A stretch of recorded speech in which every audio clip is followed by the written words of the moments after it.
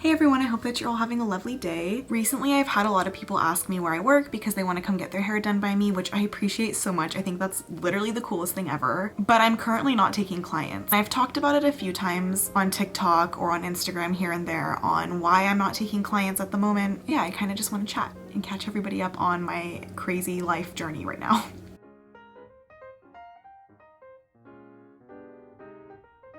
So I've talked about a few times how my whole life all I ever wanted to do was hair, and that I feel that I put myself in that box at a really young age. I've always been very passionate about hair. I've been very passionate about the beauty industry since I was a kid, and I always will be interested in it, and I will always be a part of it. But at the beginning of April, I did make the decision to indefinitely leave the salon atmosphere, mostly because of the pandemic. I just couldn't swing paying rent at a salon. I'm also saving to go back to school in the fall because I want to get a degree. That's something I've always wanted to do. Although I did plan on doing that while still doing hair, the world just didn't work out like that for me. I had to do what was best for me. In California, hairdressers still aren't able to work, and most of them are still required to pay rent to hold their stations. I just couldn't afford to do that. The whole concept of not knowing when I'd be able to go back to work was really hard on me. I was trying to keep my clients in the loop at all possible times, and that was also very difficult. It just wasn't working out for me mentally. That was when I decided I needed to take a step back. I need to just let my clients know that I will not be returning for a while. And I'm still very confident in that decision, and I'm still very happy that I did make that decision because I still wouldn't even be back at work right now. And I know that I would have just been very stressed the past couple months.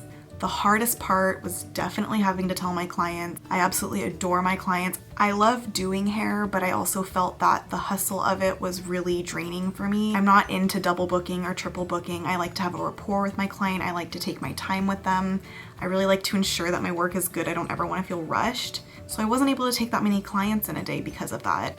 California is so expensive to live in. Rent at salons was really expensive. It was just really, really hard for me. Don't get me wrong, you can be a very, very successful hairdresser. Oh my God, if you have that hustle. I know hairdressers that work 12-hour days, they double book, they triple book, they make bank, they're doing so well. I just couldn't find myself to make that leap. Another reason that I took a step back from the industry was I just couldn't find a healthy balance of being on and being off. Like, I would go to work all day and then I would come home and I would just still be getting back to clients and booking people. Otherwise they could go somewhere else. You don't want that. You also want them to know that they're being heard and that you see their messages. Was starting to take over my life a little bit. And again, this is all stuff that's just me. I'm just telling my story. I also was getting really sick of seeing local stylists I followed that would just bash other people's work. It really was bothering me. I even made a TikTok about it a few weeks ago.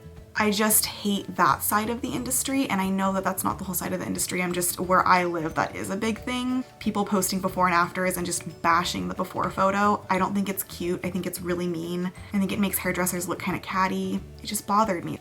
Beside all of that, those were all things that I was totally cool living with. I still loved the industry. Again, my clients were keeping me going. I love my clients. And I loved doing hair. My whole life I've been a very creative person, so I found that hair was a really great creative outlet for me. Anyway, back to me getting a degree. So I went to cosmetology school right out of high school. I chose to not go to a JC or get an AA or go to college and get a degree. I just chose to go right into cosmetology school. Not complaining, I'm happy that I did it that way. But right after I finished cosmetology school, I realized I did want a degree. I wanted that like base of college education behind me. So I didn't really know how I was gonna go about that. I thought maybe I would just cut back my hair days and go back to school and just figure it out. I also am a lash artist, so I was trying to figure out how to balance everything. And then in January of 2020, I was kind of just talking to my family about it, and I realized I needed a break from hair. So I knew in January that I was probably gonna step back from hair while I went back to school. Everything aligned in April where the pandemic hit, I couldn't pay the rent. I knew I was gonna be going back to school anyway. I wanted to pursue other interests. I felt that I owed it to myself to step out of the box of hair and just see what else I enjoy.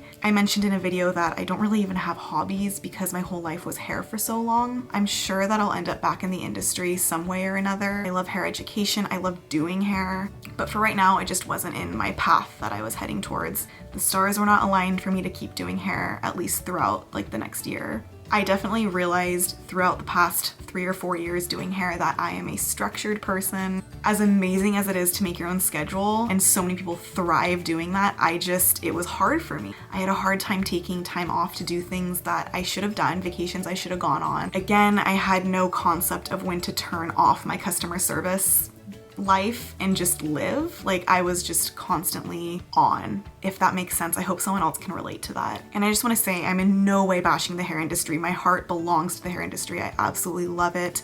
I've met so many wonderful people through it. I just wanted to explain why I personally took a step back indefinitely.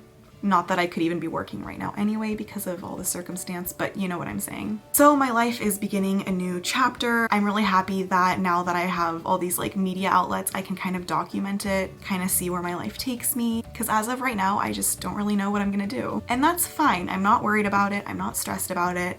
I'm actually really excited to go back to school. It's been a minute since homegirl had homework and had to study. I kind of wanted to make this video also just to say that if you are in a situation where you're kind of like, shit, do I even want to do this with my life? I think that that's very, very normal. Your interests are supposed to change. I think especially if you just put yourself in a box at a really young age like I did, you're always going to be curious about like, what if I pursued something different?